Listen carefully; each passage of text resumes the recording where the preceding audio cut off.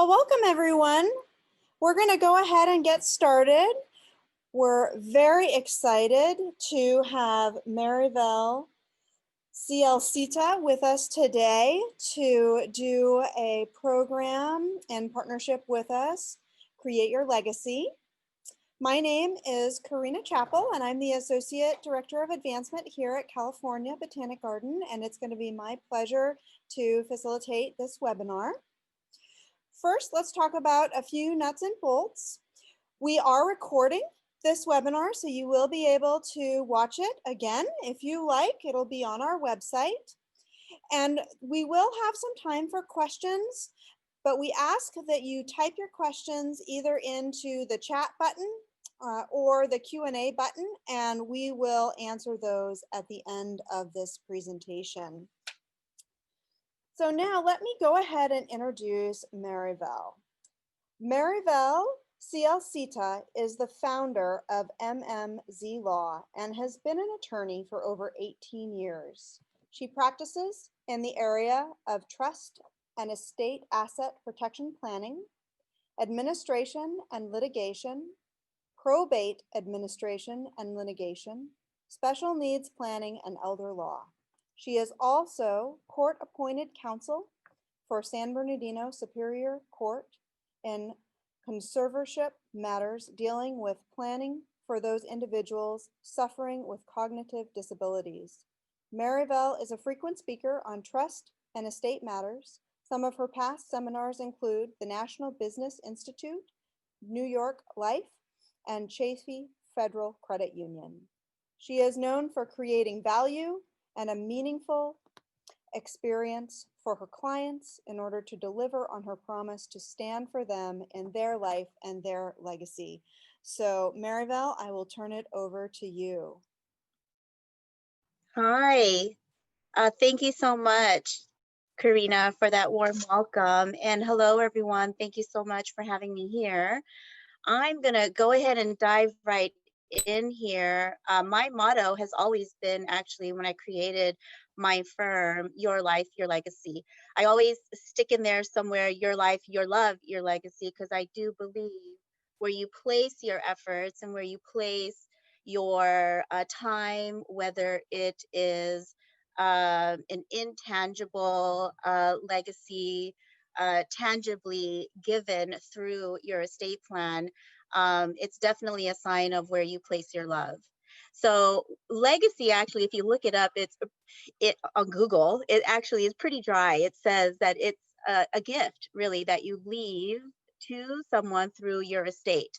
So I always start when I'm actually talking to my clients and my families per se, I always ask them their personal story, because to me, actually, that's where legacy starts, right?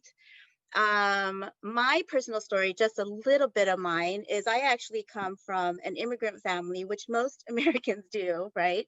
Filipino background. What people don't know is the Philippines' #1 export are nurses and medical staff.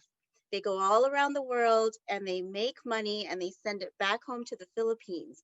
But what I found growing up as I was observing my life here in the United States was that no one ever talked about how that looked, how we can preserve those traditions as well as monetary assets for the next generation, for causes that we're involved in, for communities that we are a part of. And I just really started making that my purpose. When I talk to my clients about intangible versus tangible legacies, for example, we're coming up on Christmas, I always talk to them about where did you come from? What kind of traditions did you and your family have? In particular, for example, my family through the generations would put up our Christmas tree the day after Thanksgiving. We'd stay in our pajamas, put up the Christmas tree, drink hot cocoa, tell stories, things like that, right? So what kind of traditions, what kind of values did we pass on through the generations to be here today? Even you here on this Zoom for the gardens, right? And then my goal what I do here in my office is I mix those intangible ties with a tangible living legacy plan. And what that looks like a lot of the times is going to be different uh, uh, tools that we're going to be able to utilize in order to make that happen. Before I get anywhere else in this seminar, I did want to go over the California Botanical Gardens legacy, right? And Susanna Bixby Bryant, the founder. So I know that majority of you on here that RSVP'd are already donors to the garden or are members and looking to maybe be more active within the gardens, or just people that somehow are interested in finding out more as to how you can give to those organizations that you feel tied to. We do know that Susanna was very concerned about the preservation of California's diverse plants, right? So she set out to create a garden in memory of her father, right? John William Bixby. And now look at today, the legacy that we have from her. The gardens make up public programs, research, conservation efforts, collections, Grow Native Nursery as one of their programs. And whatever brought you here today, whether it's one of these programs or what you're interested in, we definitely have been able to literally see how this has transpired through the years and through generations, really, through Susanna and her vision. So with that being said, I wanted to get started by talking about what legacy gifting is and what it looks like, especially in this year, the pandemic year, right? And what it could look like for the next year. We are coming up on at the end of the year, and this, quite frankly, is when a lot of donors for different organizations, including the gardens, really are in a position as to making sure that they are executing the gift plan that they maybe already have in place, reviewing their gift plan within their estates for what the year end looks like and what their needs are and what they have and what they could potentially give, as well as what their plan is going to look like for next year or generationally, like we had discussed. So whatever those goals are, hopefully we can hit on some of those today. And then I think we're going to take at the end, Karina's going to let me know if you have any questions. So we can give outright gifts. We know that, as well as deferred gifts. I will always start with my clients and talk to them about what does that look like in writing. When we are actually done getting to know each other, talking about what their wishes are, doing a full intake is what I call it in-house, we then know that we will start with what's called a revocable trust plan. And that revocable trust plan will usually have intentions written out as to how we are going to be gifting outright or deferred. Okay. These revocable trust plans are very unique because they are a contract, really is what it is. And you as the parties are all of these parties within the contract. Usually in contracts, there are parties contracting with each other for services, whatever it is. But in a trust plan, you are the trustor creating the trust. You are the trustee taking care of the assets that we are funding or transferring into the trust. And you're also the beneficiary of the trust plan for your life in some way, shape, or form. And then we make sure that we place in the trust successor trustees and successor beneficiaries, whoever that is, your loved ones, your family, the organizations and charities that you believe in and causes.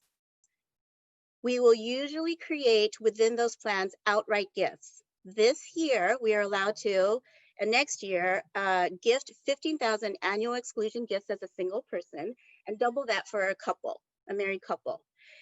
And you can gift that to any named individual, as many as you want. So it's usually going to be the first tier. Once we lay out the foundation of the plan, it's the first tier of our gifting strategy. And then we also know, which I'm not actually going to expand on here for purposes and our intent of what this seminar is for, but then we will talk to our clients and our families as to what those next unlimited gifts for direct payments for tuition and medical expenses are, because we are allowed to do that. And this is usually going to be in those situations where we have grandparents wanting to gift to grandchildren for certain very specific things like tuition or medical expenses. And then we also know that this year we do have as a single person an $11,580,000 per person lifetime gift, which is also equal to the estate exemption of this year.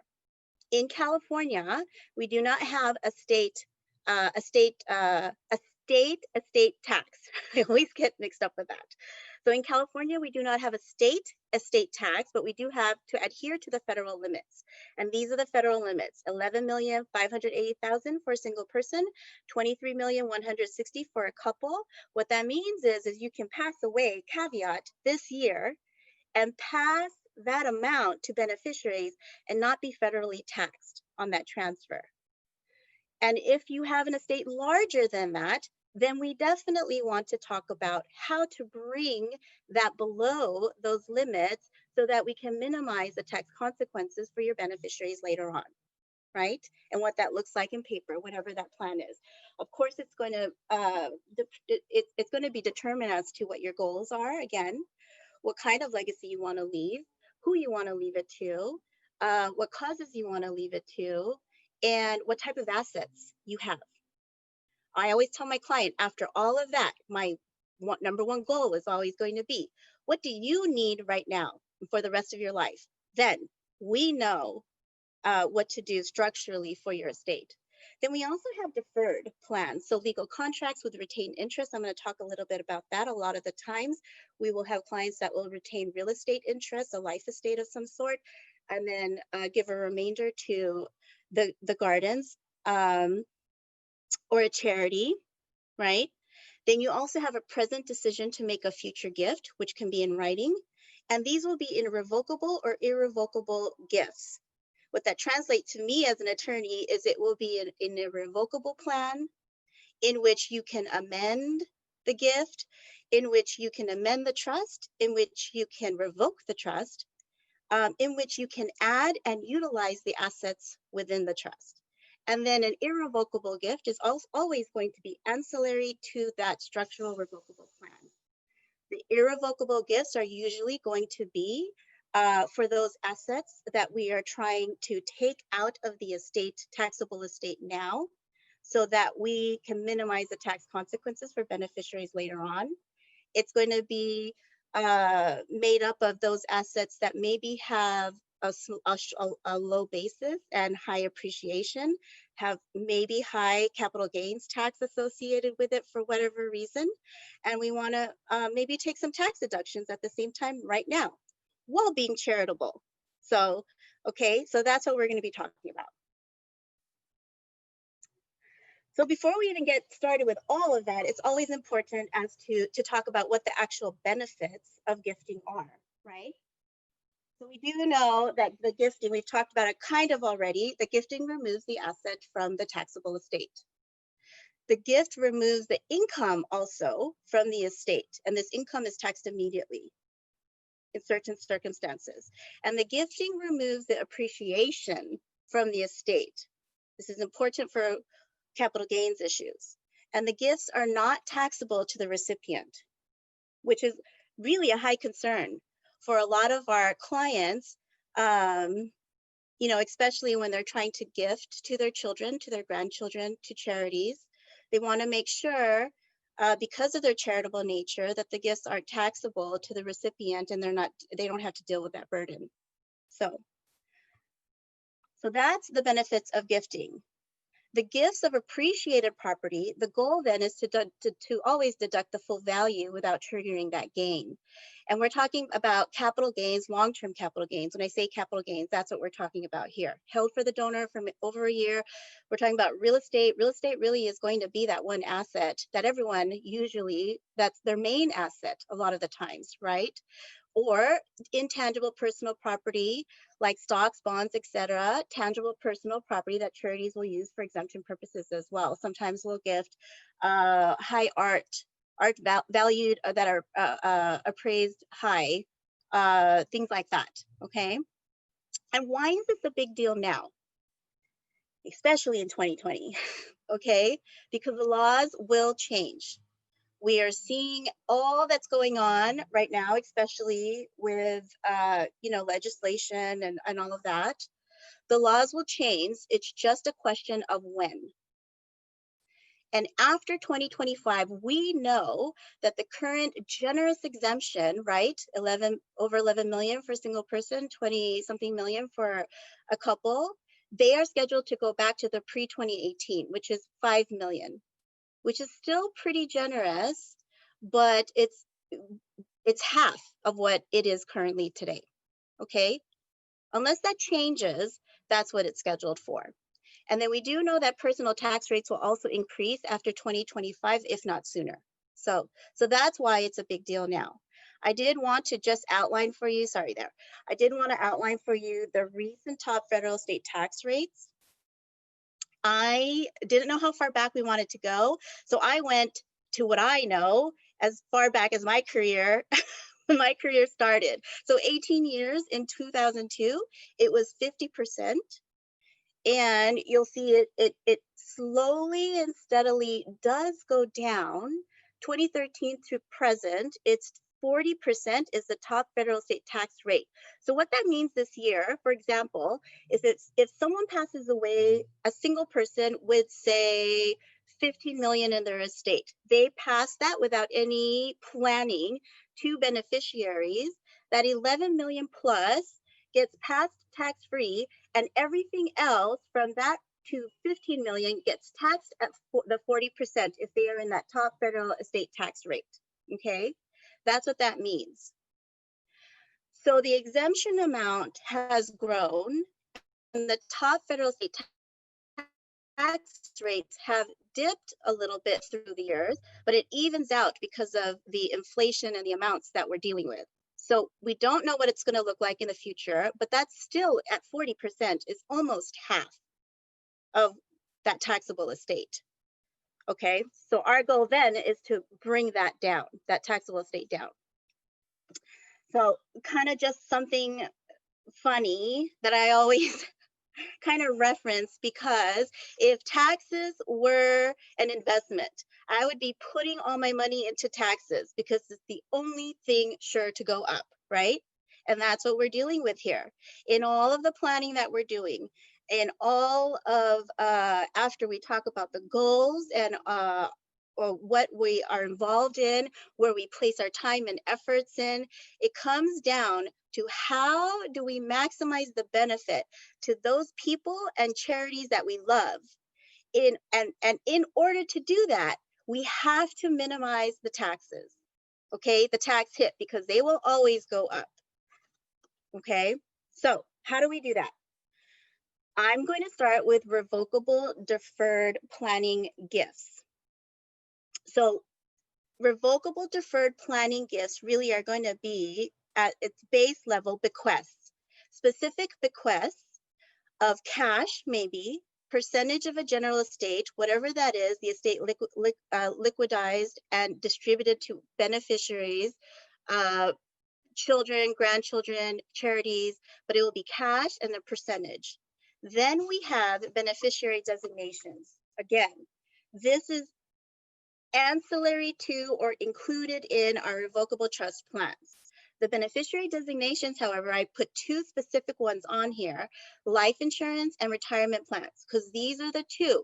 Other than these two, all the other non-qualified accounts, we will usually fund into the trust plan and distribute according to that. But these beneficiary designations will usually sit outside the trust if our goal is to leave specific beneficiaries on them. The life insurance is tax-free to the beneficiaries. We know that. And the retirement plan actually has, we know, tax benefits that sit alone inside of these types of plans. If we have a husband and wife situation, we definitely know that we cannot name the two of them as joint owners on the retirement plans anyway. Therefore, if we have a trust plan, we can't name them as joint owners of the trust on title of the retirement plan. And why would we want to do that when they can roll it over and utilize it as their own for the rest of their life? Then we have beneficiaries that we will list, right? Individuals, maybe their children, that can stretch it out for a period of time within an inheritance retirement plan, and as well as charities. Okay. We also have non-trust gifts of partial and future interest. So I'm actually going to talk about one in particular that I have executed numerous times for my clients that are charitably inclined, and they really have maybe some savings, but they have a highly appreciated real estate property. Okay. And this, quite frankly, happens quite often in areas like here, Claremont area. I've done plans for these residences in areas like in LA, like Eagle Rock, where real estate property highly appreciated. In Pasadena, real estate property, again, highly appreciated. So there's definitely considerations that we want to discuss here. Who pays for what? Post contribution improvements. Can I sell it or rent it as the grantor, the owner of the real estate property? What if there are multiple beneficiaries? So we'll talk about all of that, and we'll put a plan together, a co-tenancy agreement regarding a personal residence remainder interest. I'm going to describe what that looks like. We have a full market value of residence that can be determined usually through an appraisal, a formal appraisal, and then the interest of that fair market value gets divided between two parts. We have a life estate, which will be retained by the donors of that property, and then we have a remainder interest that will be usually donated to a charity of their choice. Sometimes a school, their alma mater, as well. By gifting the remainder to the charity, the donors do get the charitable deduction equal to that value, that remainder value. Then they usually will continue to live in the property. The charity gets the house after the donors pass away. The life estate, the donors that are living in the property pay for the property tax, insurance, maintenance costs, the remainder interest with the life estate. The life tenant can also move out, rent the property, and keep the income stream. So they have options. And then we have dealt with, if they need to sell it for nursing home purposes, whatever that looks like, they can sell it and split proceeds with the charity or give it to the charity. Because we also can help them with if they have skilled nursing, if they require skilled nursing care, or if they require extreme custodial care, whatever that is, to maybe draw and pull from other resources like Medicare, Medi-Cal, things like that at the same time. Then we draft this all in a co-tenancy agreement. Okay, so that's really what that looks like. It works. Of course, again, I will always say this over and over, whatever your plan, we want to craft it, draft it, and execute it based on what your needs are, right? And then we have the irrevocable deferred plans. So we have charitable gift annuities, charitable trusts, remainder trust, lead trust within that. And then within the remainder trust and lead trust, we also have Uni Trust and the Annuity Trust. So I think, especially for major donors, this is actually where we are going to be looking really for additional planning for these estates of high value. And a lot of the times it's going to be, again, in those individuals that have already planned for while they're alive what their needs are. And we need to close up some loops. Maybe they need to minimize taxes and receive a steady income of some sort. They are highly involved in maybe a charity of their choice. I do know that some of you here are involved in the gardens and have actually created legacy plans and garden sections for your family members already with the gardens. So, so this is amazing. We do know that along this spectrum, I'm going to start with the charitable gift annuities.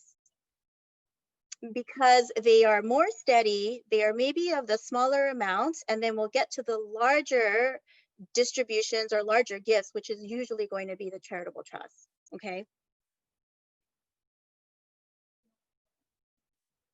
I know, Karina, you're keeping track of the questions and such, right? I don't have access to it, so. Okay, let me go back really quick. There I go. So charitable gift annuities. This is really a simple contract. So it's between the charity and the donor. The donor gives a property of some sort. When I'm saying property, and these are actually all, you have it all listed on your website as well, Karina, I noticed. You have the types of gifts that the gardens accepts. So it's really going to be, a lot of those are, again, those assets that have capital gains attached to it. But we do know that's cash,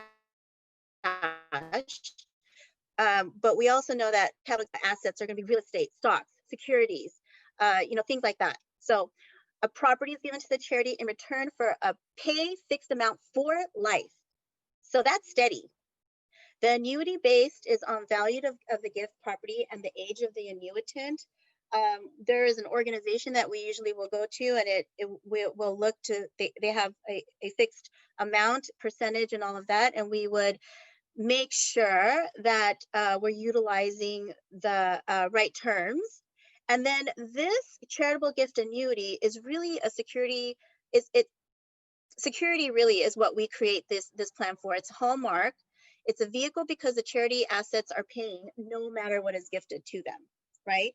It's usually going to be those gifts, maybe 10 to 50,000 is what I've seen or what I've utilized this for. And it's sometimes going to be even more frequent. So sometimes we've done a gifting structure plan for our clients, and we'll do this for them maybe every several years. There's been one instance where we've done it several years in a row. But these are going to be charitable gift, that's what these are, charitable gift annuities that have a set fixed amount for life. And then we have the charitable remainder trust. So the charitable remainder trust, the donor will create these trusts. The trustor, again, and we kind of went over this earlier, the parties in the trust. The trustor is the donor of the property, whatever that is. Again, the trustee is the legal title holder who manages the trust. And then we have the beneficiaries and income and remainder. So for the charitable remainder trust, the income interest is paid to the non-charities beneficiary for terms of years or life, depending. And at that end of the term, the remainder asset is then payable to the charity. So what that looks like then is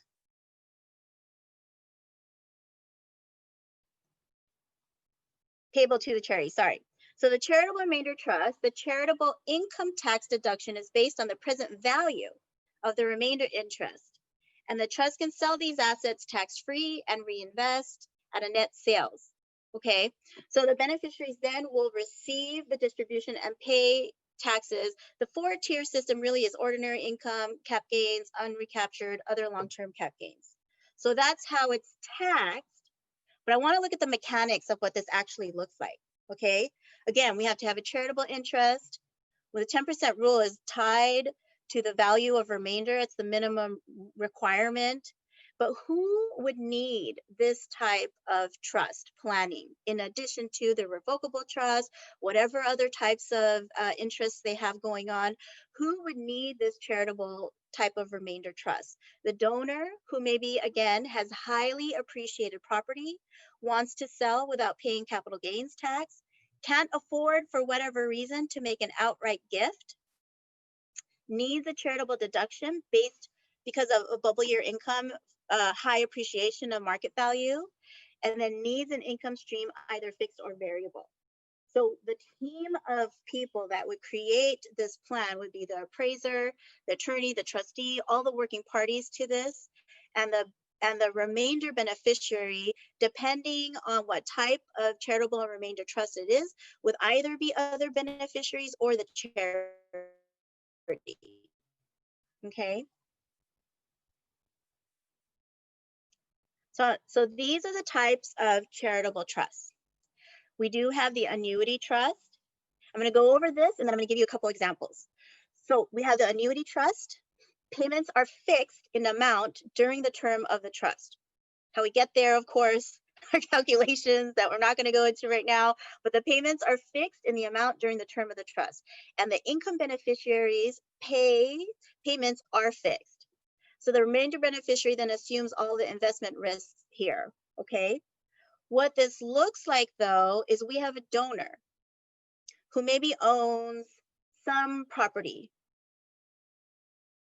In this instance, let's use a securities, okay? The basis that they purchase these securities at are very low, and they have a very high appreciation, so now they have a capital gains tax issue. They create this trust, a charitable remainder trust, fund the trust with these securities. Then within the trust, they sell the securities, which avoids the capital gains, and then they reinvest. Within the trust, it produces an income stream to those beneficiaries. When the trust matures, then the remainder goes to the actual charity. It's a win-win, really, for everyone with these highly appreciated assets that don't want to pay cap gains at this time, okay? And that have other resources that are tied up for other beneficiaries. Then we have the Uni Trust. So the payments on these are a percentage of the trust's annual market value. So this actually, I have up here investment risk and reward. So where are we on the risk factor even within these charitable remainder trusts, right? That's a determination that we would have to make usually with your team of people. So the Uni Trust, the payments are the percentage of the trust annual market value. We have standard Uni Trust, net income Uni Trust, flip Uni Trust that have triggering events. But what I want to give you a set example here, just for reference purposes. So we have an example property. In this case, let's say real estate property. Again, where you have a very low basis, very high appreciation, have capital gains tax issues, okay? We create the trust, fund the trust with the property, sell the trust, invest in something like securities, for example, in this instance. Whatever that annual market value is, the beneficiary would receive, let's say, 6% of that, no matter what. So it's a risk, but it's a set amount. And of course, we want to make sure that we're utilizing stable, securities. And I'm sure that there's, again, a team that we work with in order to do that. But that would be the key difference between the Annuity Trust and the Uni Trust, okay? Charitable remainder trust taxation. So I know, again, going back to what our goal is, the taxation. So it's a tax-exempt entity. The donor gets the charitable deduction, present value of the remainder interest based on the market value of assets. The trust is not taxed on its income or capital gains. Huge, huge benefit, except for unrelated business income. So except. So always an exception to the rule. Appreciated stock, often gifted to the CRT. So then the donor should sell the depreciated stock, then gift cash to the CRT. And that's always a strategy that we utilize as well. And then we have the income beneficiaries are subject to tax on the CRT payments. Okay, so based on that. Okay. So actually, you know what I did not put here is how I don't think I put here how the beneficiaries are taxed on these charitable remainder trusts, but the beneficiaries, because we always want to know that as well. But it's really just depends on the type of income that they're receiving. So it could be ordinary income, short-term gain on sales, long-term gain on sales, and then a distribution of the principal shares. Okay. And then we have the charitable lead trust. So I'm not going to spend too much time on this, but the charitable lead trust really is the reverse of the charitable remainder trust. So the charity gets the income beneficiary payments, and the private party then gets the remainder. So we do have types of charitable lead trust, which is the grantor trust and a non-grantor trust. We have irrevocable intentionally defective grantor trust. There are a whole slew now of other types of irrevocable trust that we can utilize in order to to make this happen as well for planning purposes. So there's always, and I've seen this with most individuals that plan in this area, always describe the charitable lead trust as such. You're donating the fruit, right? But you leave the tree to your heirs. So, so that's what the charitable lead trust. That's the mantra that we use for the charitable lead trust. And of course, again, this is ancillary to your other planning, what you already have in place, the foundational revocable trust plan you have in place. Do you have insurance that maybe we are safeguarding to pay estate taxes, and how does that look? Are your beneficiaries or a charity the beneficiary of that insurance? Do we have other types of assets that we are planning with and safeguarding and minimizing taxes for within these irrevocable trusts, and how that looks?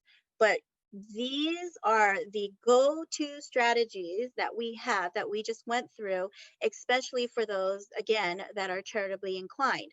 Or that have charities that they want to leave to and leave a legacy to, a sustaining legacy through the years. So there you go. So the last one was, of course, how it's deducted. So the charitable deduction, how that works in these charitable lead trusts, and how it's taxed as well. So the charitable deduction, the grantor, the donor gets the charitable deduction for present value of that income when the trust is established, and the non-grantors, the trust gets the unlimited charitable deduction. Okay. And then the taxation, then you see for grantor and non-grantor, the trust income is taxed to the donor, who gets who doesn't get the charitable, and then the non-grantor trust income is taxed to the trust, and the trust gets unlimited charitable deductions for the annual payments to the charity. So it just really depends on how this fits into the scheme of your plan. So, and I think that really is all that I have, Karina. So thank you everyone for letting me share. I don't know if you have questions at this time. Yes, Marivel, thank you so much for that very informative presentation. And we do have a few questions here in the Q&A box. And if more people have questions, you're welcome to write those in. I think we have some time for some of those. So one of the first questions that came in is, once a trust is set up, can the sole trustor make a few changes just with pen and ink, cross out signature and date, and this person has redone the trust a couple of times but doesn't really want to go through, it looks like, the legal process of doing it again, and says that the difficulty was that the person was not advised at the beginning that they needed to make sure that everything was real long lasting in nature and minimize the number of beneficiaries. So really, how, can changes be made, without going to see someone? Well, as any attorney says, it depends, right? So, I'll start with this. Typically, in a trust, no, you cannot cross out pen and ink, signature, date, do all of that, because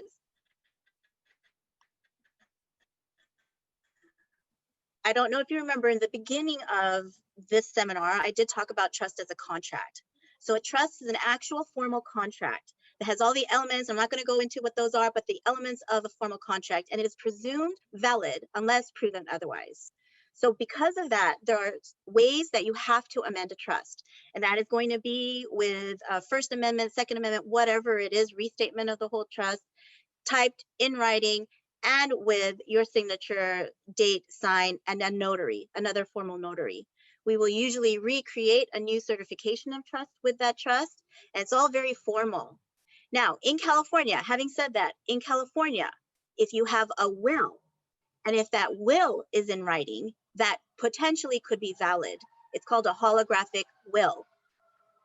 But now we're getting into, you know, which document then at that point in time is your actual document, standing document that shows your intent.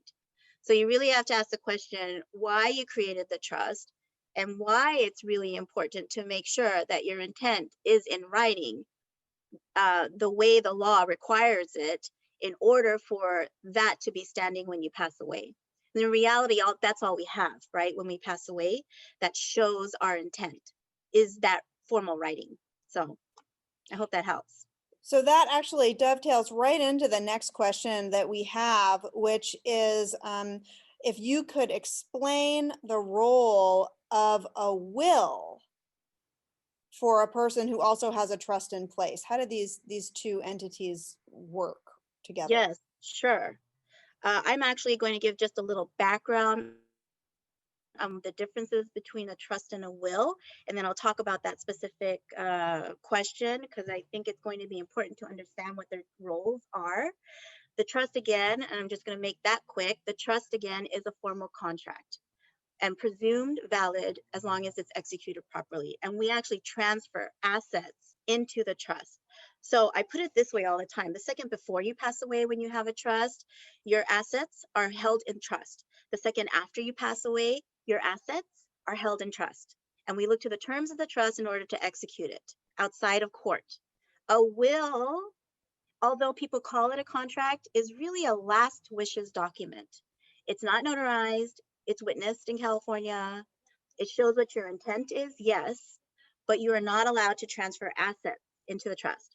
So same situation. Second, before you pass away, you have this will that shows your intent. Second, after you pass away, you have this will that shows your intent. But now the owner of all these assets are gone, real estate property, whatever it is, and there's no title holder to these assets. So now we have to go to court and probate these assets. Prove technically the will in court that it's valid, it's not presumed valid, and then administer the estate in the probate court, okay?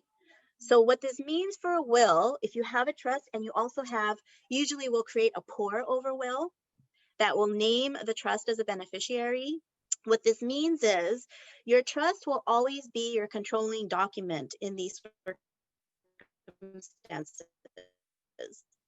The will simply names your trustee. And if when you pass away, you have assets, in California, if you have assets valuing usually right now $166,250 or more, your estate will be probated because that asset is entitled in your trust. So we will use that will to go to court to ask the court to put that asset in your trust, if that makes sense. I can give you an example of where we see this all the time, okay? Real estate property. If you refinance real estate, you have a trust, you have a pour of a will. Your trust title to your primary residence, let's say, is titled in the trust. If you refinance that property, the lender will pull it out of the trust, put it in your individual name, refinance that property, and then won't put title back in the trust. Then my clients pass away or whomever passes away. And then we find out later on that we have this real estate property that used to be titled in the trust, but is no longer titled in the trust. So then we will use this will to go to court, to ask the court to put it into the trust. Who's the beneficiary of that will? That's how they work together. And I give that example because that is literally the example we see in court all the time with these pour over wills. That's very interesting and informative. Yeah. And so that leads us to the next question that we have from one of our attendees, which is really if you could recommend a source that would provide more information and detail on some of these topics, because this can be a lot of new information for people who aren't familiar with this type of legacy planning. Yeah. So I actually, if you want to go to my website, www.mmz mmzlawyer.com. I have several guides on there that I've written that you can download that takes it in segments. What is trust planning? Why do we want to avoid probate? What is, actually, I have one for elder law. So what is medical asset protection planning? And then I do a bunch of blogs on there on different topics. So you can maybe go on there and do a little research. Other resources, the Bar Organization of California has good pamphlets on these various topics. And Karina, I think you also have downloadable PDFs on your website, don't you, that they can download, and it's specific to the gardens, right? As to gifting and what that looks like. So you can start there. Feel free. I mean, you don't have to utilize me, no offense, I take none. So if you want to come to me and have a consultation, we can definitely do that. But I would reach out to those individuals, if you do, that specifically practice in trust and estate asset protection planning. So, okay. Wonderful. Well, I think those are all of the questions that we have right now. So I want to thank you again, Marivel, for joining us with this very informative presentation about creating your legacy. And I also want to thank those of you who joined us today for this presentation. If you think of any questions that you have after this, feel free to reach out to Marivel directly. Feel free to reach out to us here at the Garden in the Advancement Office directly. We'd be happy to connect you or with other resources or to answer any follow-up questions that you have. Thank you. All right. Well, thank you, everyone. And this, again, this webinar will be available as a recording on our website in just about a week. All right. Well, have a nice day. You too. Bye. Bye.